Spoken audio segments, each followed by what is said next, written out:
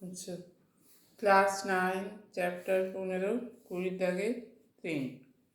আয়তক্ষেত্রের কর্ণের দৈর্ঘ্য হচ্ছে 5 সেমি। কর্ণদ্বয়ের ছেদবিন্দু থেকে আয়তক্ষেত্রের একটি প্রস্থের ওপর লম্বের দৈর্ঘ্য 2 সেমি। আয়তক্ষেত্রের প্রস্থের দৈর্ঘ্য কত? আচ্ছা, প্রথমে কি দেওয়া আছে? কর্ণের দৈর্ঘ্য দেওয়া আছে।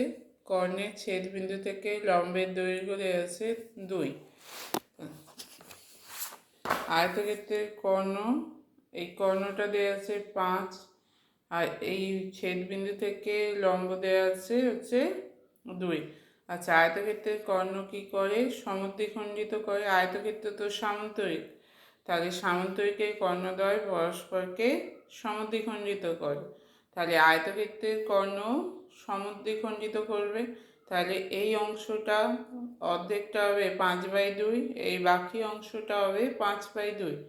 এই লম্বটা হচ্ছে 2, আমরা বাহুর দৈর্ঘ্য ধরে নিলাম হচ্ছে 2x, তাহলে প্রস্থের দৈর্ঘ্য হচ্ছে 2x। তাহলে সেক্ষেত্রে এইটা অর্ধেক হবে x, এইটা অর্ধেক হচ্ছে x। তাহলে এই ত্রিভুজটার ক্ষেত্রে কী হবে? x² প্লাস 2x² সমান হচ্ছে 5/2x²। তাহলে x² প্লাস 2x² সমান হচ্ছে 5/2x²।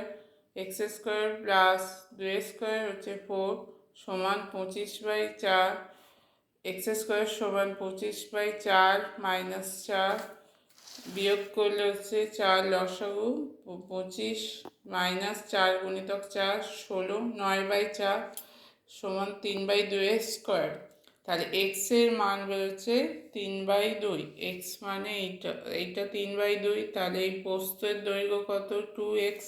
তাহলে আয়তক্ষেত্রের প্রস্থ হবে 2x, 2 গুণিতক 3/2 সমান হচ্ছে 3 সেমি।